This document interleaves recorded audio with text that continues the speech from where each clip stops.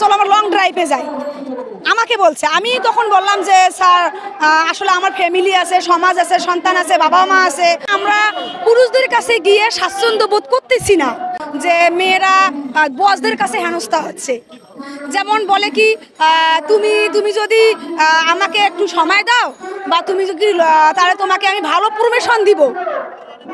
আসলে আমাদের দাবি হচ্ছে, প্রধানমন্ত্রীর কাছে দাবি আমরা করতেছি এটাই, আমাদের নারী সংগঠন যাতে তৈরি মানে দীর্ঘ সময় না, মানে অনেক মানে নিকটস্থ যদি আমাদের এই সংগঠন তৈরি করা হয়, কেননা আমরা পুরুষদের কাছে গিয়ে স্বাচ্ছন্দ্য বোধ করতেছি না। হ্যাঁ, যেন আমাদেরকে অনেক প্রলোভ দেখে নিয়ে গিয়ে বলে তোমাকে আমি ড্রাইভিং শিখাবো, ড্রাইভিং শিখে তোমাকে ভালো একটা কাজ দিব। হ্যাঁ, কিন্তু আমাদেরকে আসলে ওনারা নিয়ে গিয়ে ধর্ষিত হচ্ছি এক প্রকার আমরা। হ্যাঁ, নির্যাতিত হচ্ছি, নিয়ে গিয়ে দেখাচ্ছে তুমি। তখন আমরা করি কি, কিছু কিছু গ্রামের ক্ষেত্রে এমন মেয়েরা উঠে আসে যে আমি গ্রাম থেকে আসছি, আমি কি করব, এখন আমি কোনো কারণে এমন বাধ্য হয়ে যাই, এক শিশু শনে পড়ি, সেখানে ধর্ষিত আলটিমেটলি হয়ে আসতেছি। তো যাতে মেয়েরা আমাদের ধর্ষিত না হয়, আমাদের প্রাইম মিনিস্টার শেখ হাসিনা সে আমাদের প্রাইম মিনিস্টার যদি হতে পারে, তাহলে আমরা কেন আগামী দিনের ভবিষ্যৎ হতে পারবো না? আমরাও আগামী দিনে ভবিষ্যৎ হতে পারবো।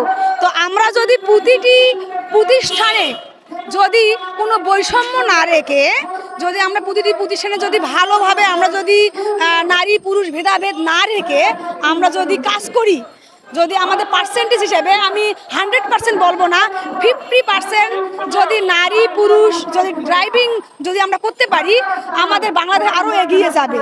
হ্যাঁ, তো এটাই আমি আশা করব, প্রতিটি প্রতিষ্ঠানে আমাদের সরকারি বেসরকারি প্রতিষ্ঠানে আমাদের নারী গাড়ি চালক নেওয়া হোক।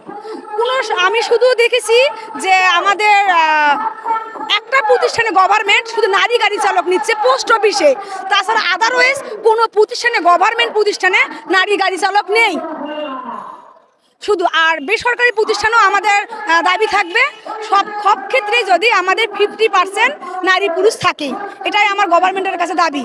আপনি কি চালান? আমি 2 হুইলার থেকে 4 হুইলার পর্যন্ত আমি চাইতে পারি, এবং বড় বড় ভেহিকেল, বাস, ট্রাক, এভরিথিং আমি পারি।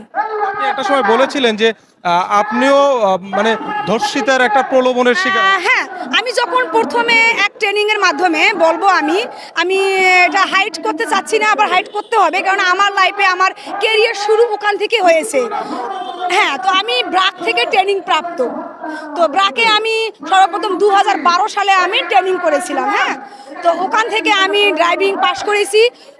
সর্বপ্রথম বিআরটিতে আমাদের 200 নারীর ক্ষেত্রে আমি 4 জন নারী আমরা পাশ করেছি। তো সর্বপ্রথম 2012 সালে, তো সেখানে আমি সর্বপ্রথম পাশ করেছি। তো সেখান থেকে আজ আমি ব্রাকে কাজ করেছি, আইনল সালিশ কেন্দ্রে কাজ করেছি, মানে অনেক অনেক প্রতিষ্ঠানে আমি কাজ করেছি। তো এই কাজ করার পাশাপাশি আমার ইচ্ছা হলো যে আমি লেখাপড়া করব। তো এখান থেকে আমি ড্রাইভিং করছি, বসকে নামাই দিয়েছি তার জায়গা মতো দিয়ে, আমি গাড়ির মধ্যে পড়াশোনা করছি।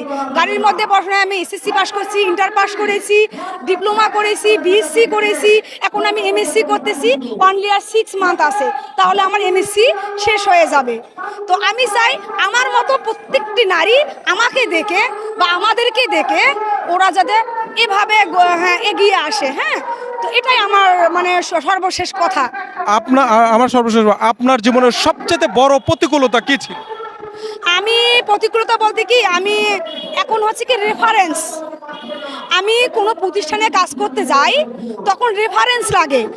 আমি চ্যালেঞ্জ দিয়ে বলেছিলাম, কেন আমি যদি পাশ করতে পারি তাহলে আপনি কেন আমাকে নেবেন না? আমার রেফারেন্স নাই বিধায় কি আমি চাকরি করতে পারবো না?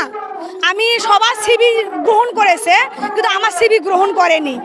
তো আমি জোর করে আমি এই স্যারকে বলে যে অন্তত আমাকে একটা সুযোগ দেন, আমার একটা পরীক্ষা নেন, দেখি আমি পাশ করতে পারি কিনা। তো ইনশাআল্লাহ সর্বপ্রথম আমার পরীক্ষা নিয়েছে, আমি পাশ করছি। তারপরে আমি ড্রাইভিং জবে আসছি। ড্রাইভিং জবে আমি করার পর এর পাশাপাশি এই যেগুলো আমি বললাম যে আজ এ পর্যন্ত আমি এমএসসি করতেছি। গাড়ি চালাইতে কি কোনো প্রতিকূলতা? গাড়ি চালাতে গেলে কি, যদি এরকম 99% বলবো যে মেয়েরা বসদের কাছে হেনস্থা হচ্ছে। যেমন বলে কি তুমি তুমি যদি আমাকে একটু সময় দাও বা তুমি যদি তাহলে তোমাকে আমি ভালো প্রমোশন দিব। হ্যাঁ, তো আমি এখন যে প্রতিষ্ঠানেও ছিলাম ছিলাম, এখন আমি অন্য প্রতিষ্ঠানে যাচ্ছি, তো এখন বলতেছি না। তো সেই প্রতিষ্ঠানে আমি যখন ওখানে আমি ডেপুটি ম্যানেজার হচ্ছি, আজ তখন কিন্তু আমার বস আমাকে বিভিন্নভাবে বলতেছে, তুমি যদি আমার চলো আমার লং ড্রাইভে যাই, আমাকে বলছে। আমি তখন বললাম যে স্যার আসলে আমার ফ্যামিলি আছে, সমাজ আছে, সন্তান আছে, বাবা মা আছে, তো আমার পক্ষে এটা করা সম্ভব না। তো আপনি কিছু বলতে চাচ্ছেন, আমি বুঝেও না বুঝার ভান করতেছি। তখন বাধ্যক্রমে আজ কাল পরশু গায়ের উপর দিয়ে পড়ে, তখন আমি বাধ্যক্রমে চাকরি ছেড়ে দিলাম। যদি আমি চাকরি ছেড়ে না দেই তাহলে আমাকে যে কোনোভাবে বিগ অ্যামাউন্ট একটা চুরের দায়ে নিয়ে আমাকে ওখানে চলে আসতে হয়। তো আমি এই কারণে আমি চাকরিটা ছেড়ে দিয়েছি।